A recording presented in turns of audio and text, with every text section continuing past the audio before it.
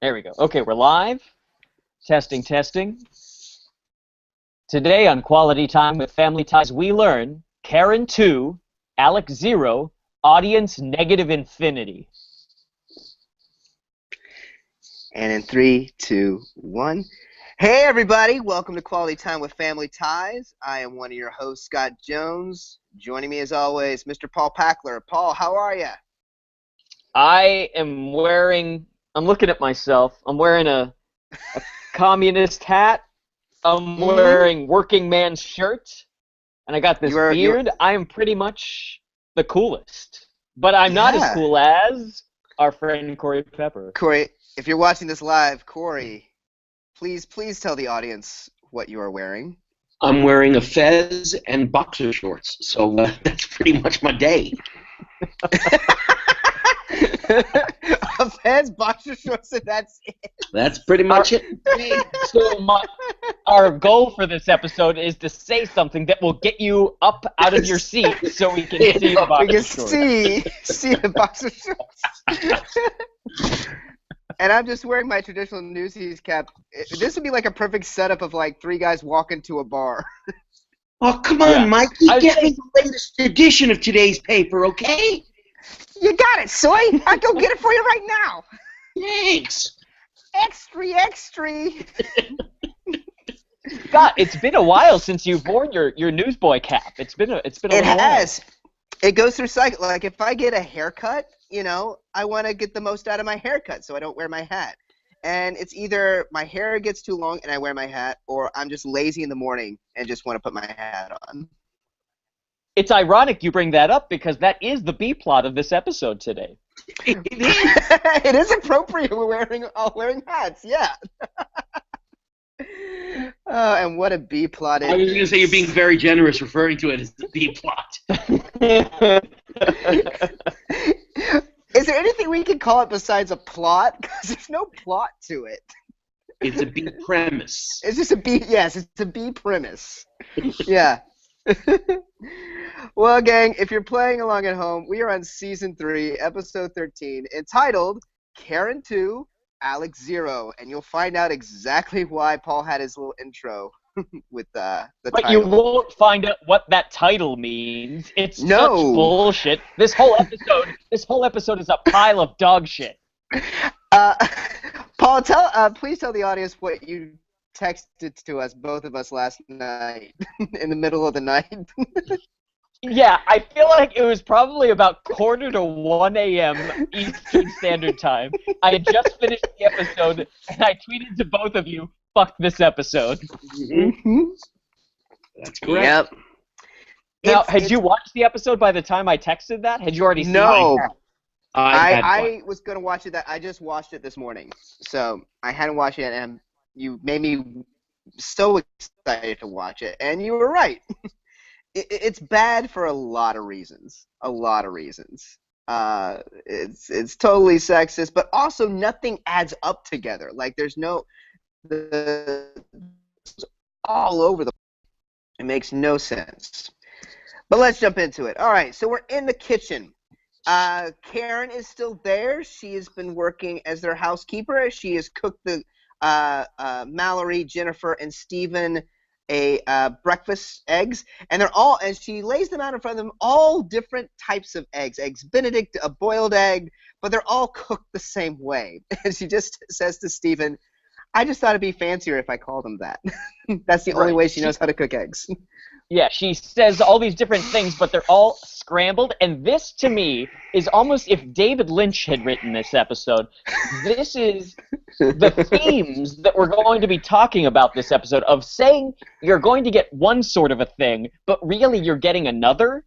And the other example of this is also in this scene. So they're really putting out how they're going to fuck you over in this episode right up front. Everyone's drinking orange juice at the kitchen. Alex pours one, yeah. But wait, here's my favorite moment we've ever had.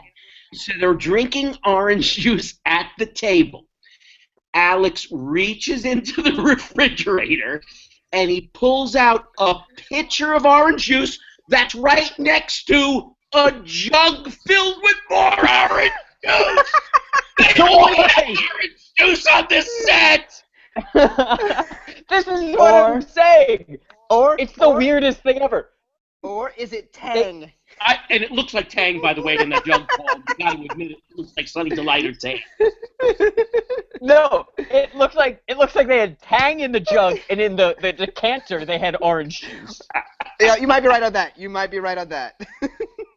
Oh my God, there's like, more orange I juice wrote than down. I've ever seen in my life. Yeah. And you can't trust it. Like, why are they picking the decanter versus the jug? What's going on? Why is there so much? I know. They are such connoisseurs of orange juice. You have to have one with pulp and one without pulp. Maybe the actors had like requests. Maybe there was like, I want my orange juice fresh. No, I want mine from concentrate with pulp. No, I want it with pulp and seeds. No, I want it with pulp, seeds, and a little bit of pith. Yeah, could you add a little pith to it, Prop Master? I'd like the pith. It gives it's a vinegary, kind of a vinegary taste. It's crazy.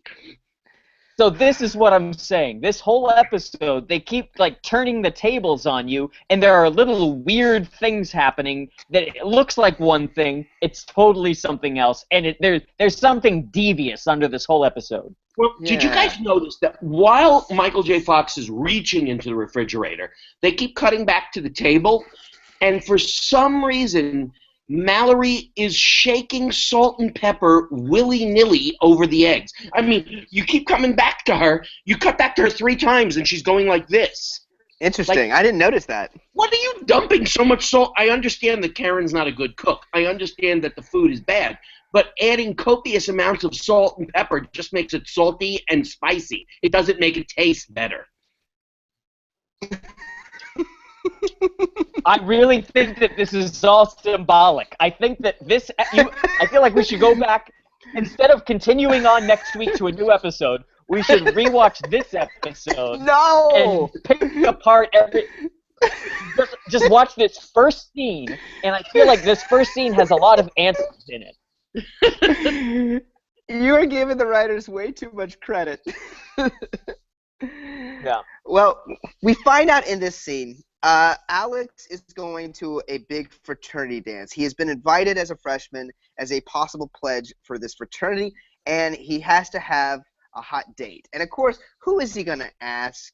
Susie Farkas. Of course. Who we've never met to this. Yeah. And so he's waiting for the phone to ring because Susie said she would call him and let him know. She calls. She's all good to go. She's going to go to the dance with Alex. Alex is a happy man. Well, here's the thing. He and Susie had discussed whether she would go to the dance or event with him, and that they had planned that she would call him at 8 a.m. this morning. Why would you plan out, like, all right, it's like they're doing some sort of UN negotiations, where ultimately they're like, we have to have this. At 8. I don't know what's going on. It's really weird. I don't get, at this point, we have referenced Susie Farkas so much. Why don't they bring her in? Like, that you could write an episode like we finally meet Susie Farkas. Like, you've just set it up so much. Sitcoms do this. It's a thing. Yeah, I know. I think it's a writer-in joke. I think at this point it's like, okay, he's talking to a girl. What's her name? Make it Susie Farkas. Yeah. So anyway, we finally we cut to the fraternity house because Alex has to meet with these guys, and it's very, very conservative, very LL Bean. There's a bottle of scotch. Corey, you gonna say something? Yeah, the fraternity is Alpha Phi Epsilon, which of course means the initials are ape. Right. They don't mention that, but I wrote an initial to error. Okay, so it's ape, and of course the guys are sort of like apes. Yeah. They are sort of apes. They are very apish. Yeah. Um, Yeah. This is a logical it's a extension very... of the. Oh, look, can I jump in, Scott? It's a logical Yeah, go. extension of the opening scenes of 2001: A Space Odyssey, which I think they might have been referencing in this episode. I think they were trying to say, look at how far we've come, but we haven't come far enough. Yeah, it's very preppy, very conservative. Oh, Scott, you're not gonna even pick up what I just said. You're just gonna continue on about how the room looks. I'm still trying. I didn't want any dead air. I'm still trying to figure out the 2001 reference. Well, I'll say this: Karen is very tall, almost like how the monolith is tall. Did we see like a big, huge femur bone in the room at all? Exactly. I think there were a lot of bones in that room when Karen walked in. Also, the. Oh, go ahead. No, I was gonna jump ahead. No, jump in. The Ape made me think of Ape Man, the Kink song, which is a great song, which I think is a lot better than this episode. Absolutely. Oh, absolutely. Now, you guys can tell me that you have a problem with this wonderful character creation they came up with of Petey Gordon. Oh, Petey Gordon. Petey Gordon makes Skippy seem like he's going to the Ascot Gavotte. How can you come up with a character that goes even further into nerdism than Skippy? Oh my God, it's beyond caricature. Petey Gordon. Yeah, Petey Gordon is like if Steve Urkel and Skippy and every character you could think of came together and then you subtracted 50 IQ points, you would have Petey Gordon. Right. I'm just still in shock over what a horrendous idea both the writers and the actor had in going this, and the costumers going this far with a character that's out of reality. Out of reality, and you don't even need him. Nope. Like, there's no purpose for Petey Gordon in nope, this in terms episode. of plot, there's no reason for him to be there. I kept on thinking, he's got to be there for a plot point. And it turns out that he wasn't there for any plot point. Nope.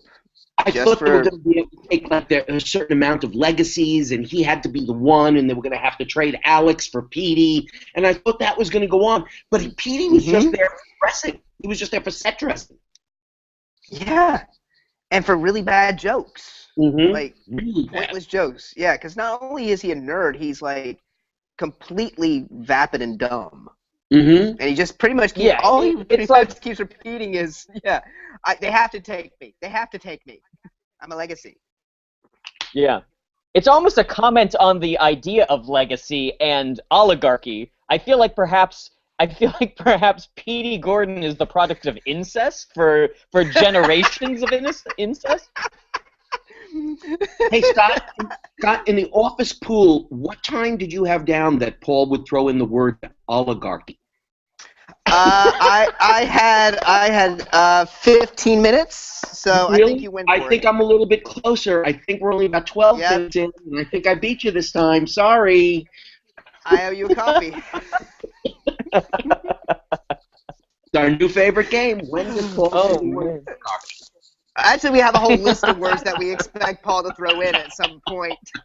You have a bingo card. It's a bingo card. I got oligarchy. I have third wave feminism. I have oligarchy. Exactly. And Kenny Loggins. All right, there we go. I win. I got the bingo. That's awesome. Now, before we jump further, I want to.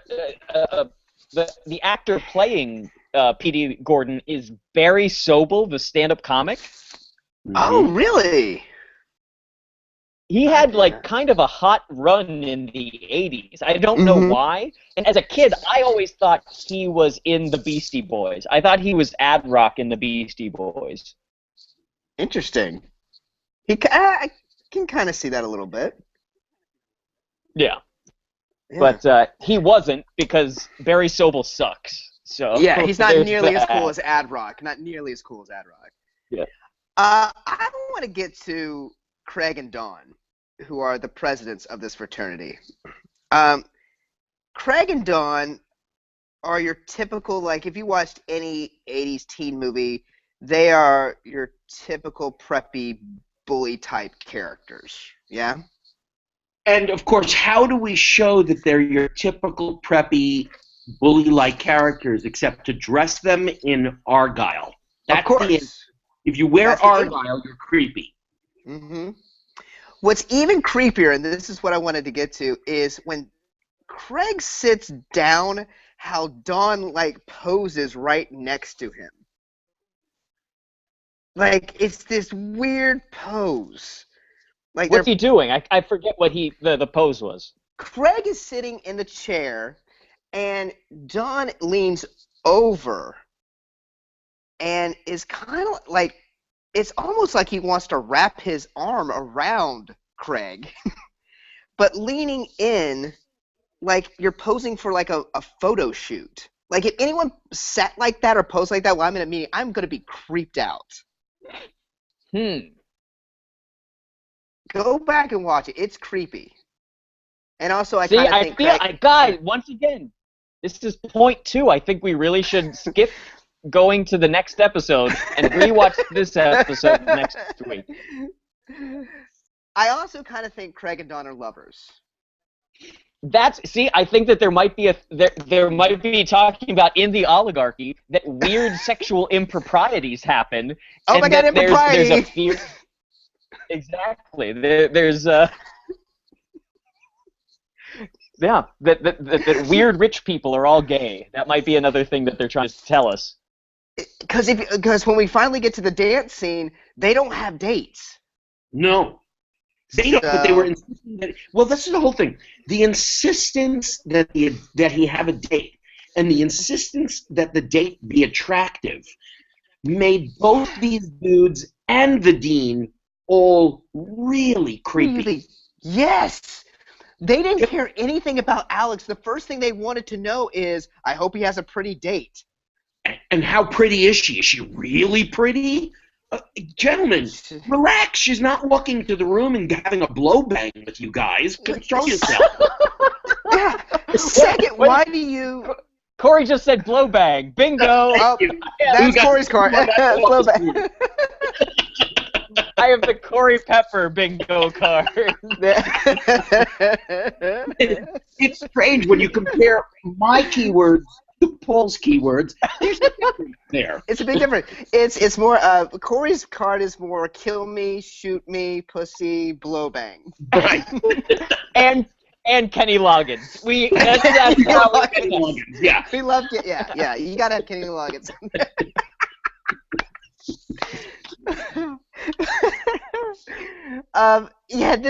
This fraternity is like, it feels borderline cult, which I guess you can attribute to any fraternity in today's world. Yeah, but it feels cultish as yeah. It's a weird key party sex cult that these weird white guys have with each other, where they just I think want to swap dates and fuck each other's dates is what. This episode is sexist. Yeah. This episode is sexist as shit, and they are constantly treating their dates as prizes to show off how powerful they are. That's not the subtext here. That is the text of the episode. Is we'll let you into the fraternity. Right. If your date is hot. Right. Because like you said, Paul, that's the text. They don't ask anything else really about Alex. They ask where his father works, and then they ask about his date. That's it. Hey, why is Alex so embarrassed as to what his father does for a living, as if his father was a blue-collar worker who was a construction where he puts up drywall? No, he manages a public television station. That's a relatively nice, cushy job. Yeah, but these guys are probably looking for bankers, lawyers, doctors. Lawyers. Well, that's it. Yeah. They said, what's their motto is image is everything. Everything. Which I don't think any fraternity would have that as their motto. Mm-hmm. Like, all right, so we kind of see where this is going, or at least we think we do, because now that Alex has hyped up his date, of course, Susie Farkas isn't going to be able to go. Oh, but you're skipping ahead to the next scene. I just want to get in the entrance of creepy Dean McCall. Oh, yes. I'm sorry. I thought we talked about the demon. And yes. the actor who plays creepy Dean McCall is Robert Pine, who became sort of a star either right before this or right after this on NBC's Chips. He was one of the leads on Chips. He was the boss of Ponch and John. Was it Ponch and John on Chips? Yeah, and Ponch and John. And his son, superstar Chris Pine from Star Trek. Oh, that's his son. Oh, wow. Yes. Wow. You can kind of see the resemblance a little bit. Mm-hmm. Okay. That's amazing. The thing that made me the angriest about Dean McCall is that his hair is graying at the temples perfectly, and it's so perfect that it makes me angry. Much like Mitt Romney. Perfect that you want that, Paul, as you gray? I feel like, ultimately at the bottom of everything, if you took me to a psychologist, they'd probably be like, it's just that you're jealous, Paul, but I hate him more than anything. But it probably stems from jealousy. Yeah. But yeah, last note on the D. Yeah, he's extremely creepy, and that really is the only thing he asks about. Is like, hope she's a good-looking lady, or something like that. Like out of nowhere, like he doesn't even know this person, and is already asking about his date. He just met Alex. Oh, and this is a question that I had in watching it. They call him Dean McCall. He's the Dean of Men. And that it used to be a thing of like Dean of Men, Dean of Women. Do you remember that, Corey? Was that something that was phasing out when you were in college? Or? Absolutely not. Nope. Mine was a co-ed school. Always was a co-ed school. There was no Dean of Men, Dean of Women. There was just Dean of Students. Weird. Okay. Because a lot of movies, like college movies from that time, or like all the Animal House stuff, they'll talk about those terms, and I just don't even know what the hell those are. Don't remember it at all. Yeah. Interesting. Well, like we were saying, Susie Farkas can't go. She broke her ankle ice skating, right? Yeah, compound fractured, the worst thing that's happened to Alex ever. And while this is going on, we have our B premise, which is the girls have decided that they can cut and style hair. So they're practicing on Steven. I can only think it's like we have to work these three in somehow.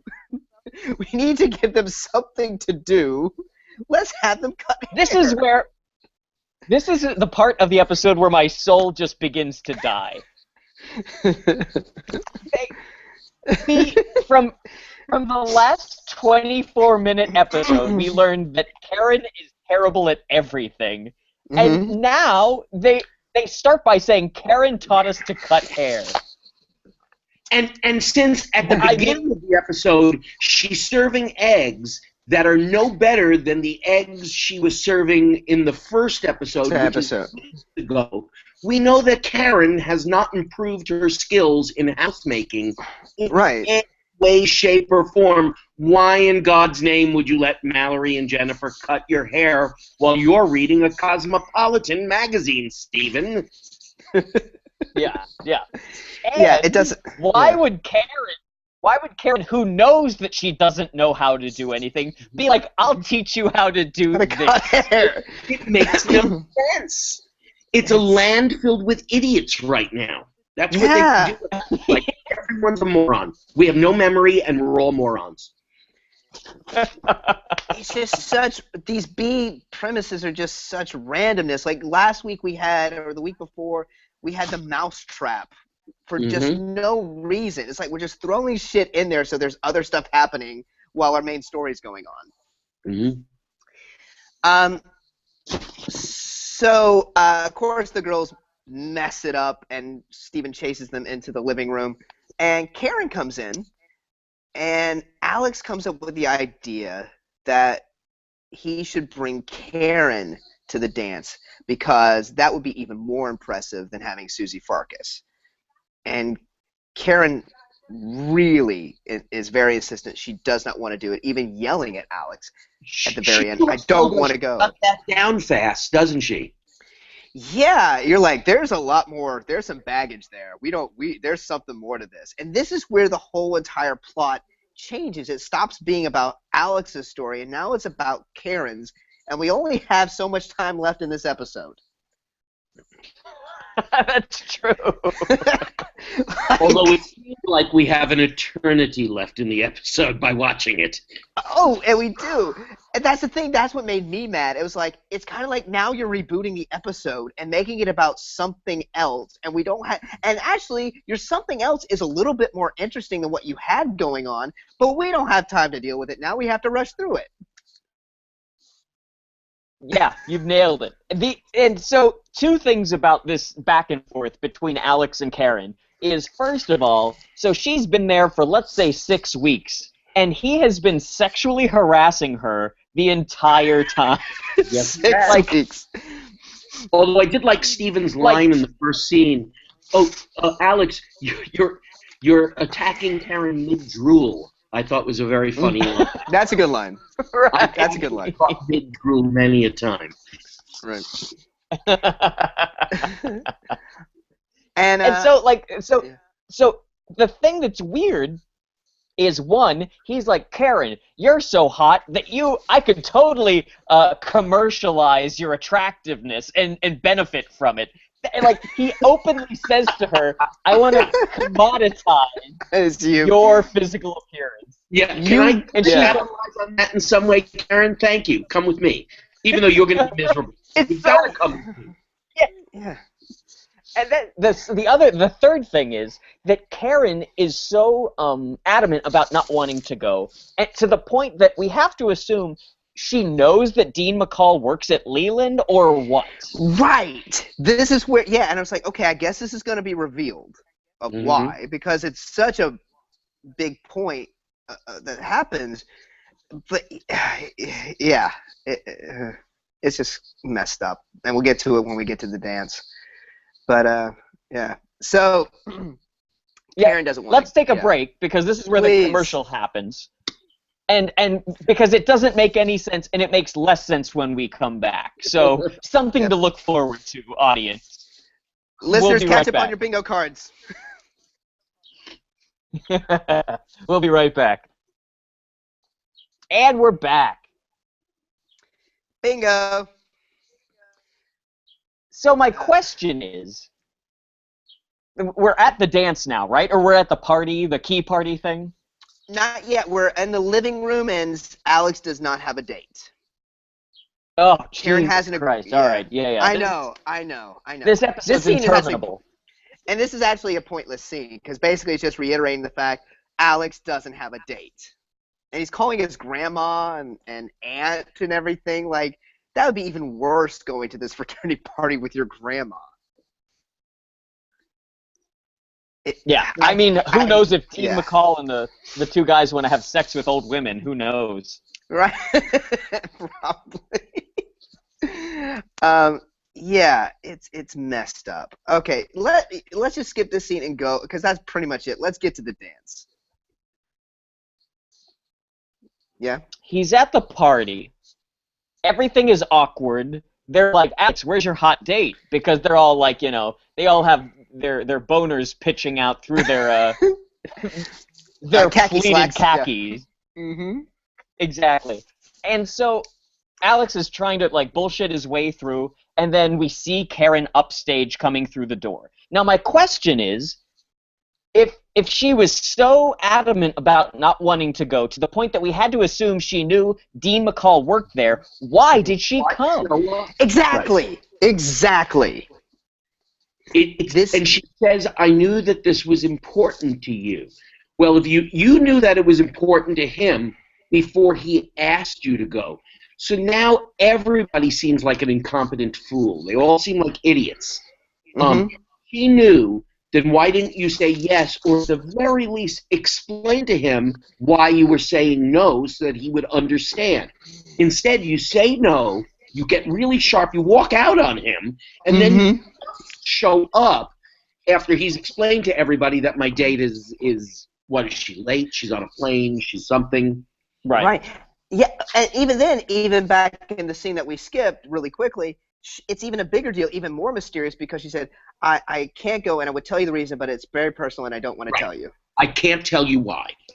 So, and that's just bad writing. Like, in improv, you're supposed to agree and add. She's Why? not, like, she's making this even worse. Like, just tell the audience why you can't do this. It's They frustrating. use it as a plot point, as exposition, by like almost like trying to keep it away from the audience, like we're going to stay interested if we don't know. But she could have told us why, and then they could have rewritten that scene to almost like Alex to try and keep Dean McCall away from Karen during the scene. If he knew that it was Dean McCall that she didn't want to see, they could have played interference during that scene where Alex could have even involved Right. Petey Gordon trying to help keep the Dean away from Karen, and then ultimately the Dean and Karen finally see each other, and we have the scene that we got. But That's they a could brilliant idea. Yeah. I just don't know why they did what they did. It was curious to me. Yeah. Yeah, Corey, I absolutely that what you're describing brilliant. would have been such an interesting scene. Oh, Yeah. Mm-hmm. It was keeping that crucial piece of information away from the audience was obviously something that they discussed, and they decided that it would be stronger for us not to know the reason. But we sort of kind of know the reason anyway, so why didn't you come out and tell us? Right. Yeah. Exactly. And so when Alex introduces Karen to the dean, it's very clear that they know each other. They've had a history. It's very clear that they had dated at some point. They had this big argument and everything in the room stops and everyone's looking on. And we have my favorite line of when Karen is storming out and the dean calls out to her, "Karen, I have a birthday next week. I would love to share it with you." And she started, I was like, what kind of, that's just the most ridiculous line. He has all, like, this dean, this guy who he's probably tenured, he's probably been there for 20 years at this point, and he's yelling across a bunch of 19-year-old undergrads at this woman being like, "I'm a complete mess. Please love me." And it's just like, what are these students thinking? Look how I'm spending my days. Can I'm with these children. you imagine being 19 years old and hearing your dean say that? I love the "I'm a complete mess." I'm a complete mess. I don't want to be alone on my birthday. Death is coming for me. It's so pathetic. It's ridiculous. But wait, we have to backtrack. We have to go back. Because even more ridiculous than that is when Karen comes in, Alex is like, "Karen, you showed up."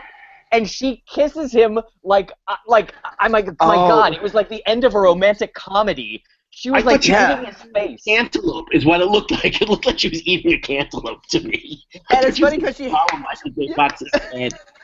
And it's funny because she has to lean down so much to kiss him. It's hysterical. Well, they went for the sight gag there as well. You have to. Ultimately, I thought the shtick was actually pretty funny. I thought the shtick. I even liked the fact that he had lipstick on him. He knew he had lipstick on him. I just thought. Oh yeah. It sort of made me laugh. I thought Michael J. Fox played it very well.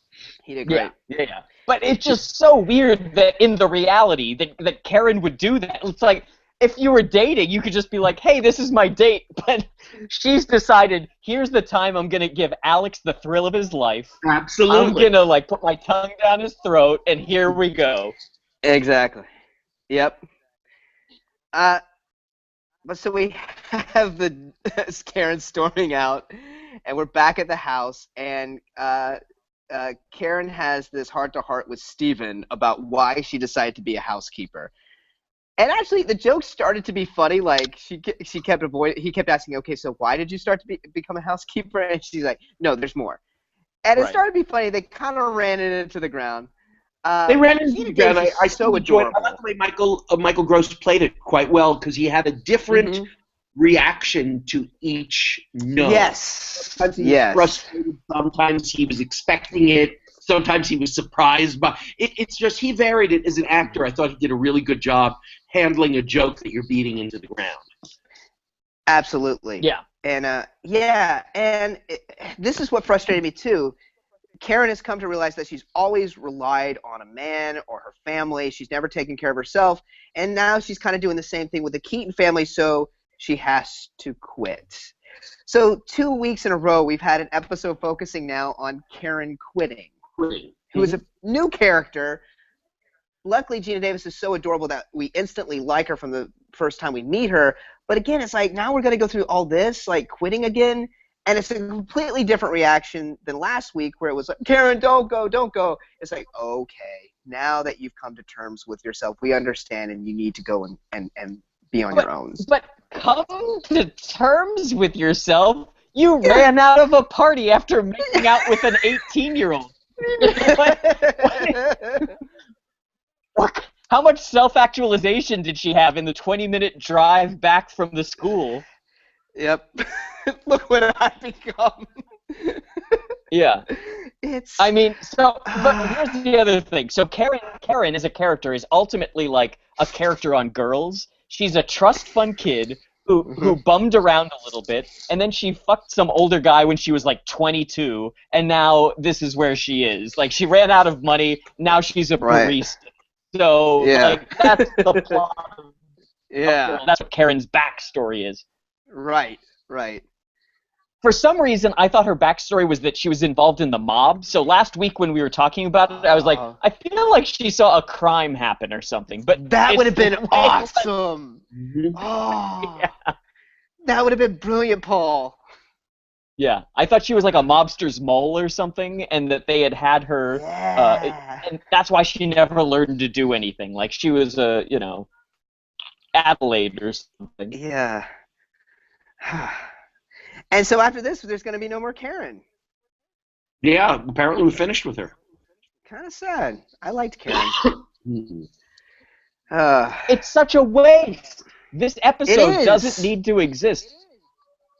We are at the exact same spot that we were at the end of the last episode, to the point that, like, the final shtick is, I'm going to make you guys something to eat, and the whole family goes up against all of their appliances trying to stop her. And that's how the last week's episode ended. Yep. Why did this episode need to exist? Nothing good came out of it.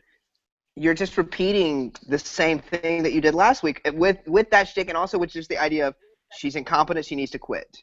Like, it's just in a different way. Yeah, fuck this episode.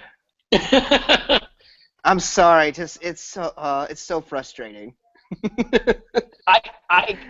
I just have to say that being a writer on television for a sitcom or anything, I would think, you get paid a lot of money, and the fact that they got paid a lot of money to make this is the final nail in the coffin for me being pissed off about this episode. So, kids, let this be a lesson. Just dream it, and anyone can do this.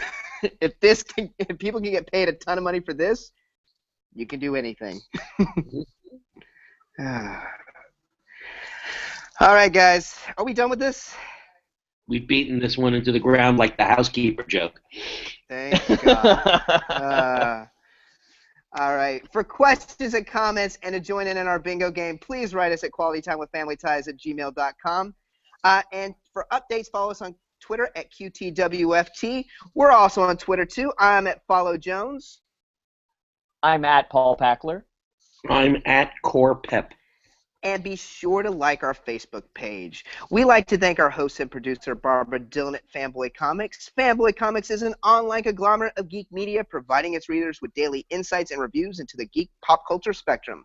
We also like to thank Perry Adams, who beautifully performs the song Without Us. Be sure to check out Perry's music at perryadams.com. And we'd like to thank Bryant Dillon. Bryant is the president of Fanboy Comics, and he also edits our show. And lastly, Sean Foster, Fanboy Comics graphic designer, who designed our logo. Thank you, everybody, and we will see you next week. Bye. Bye.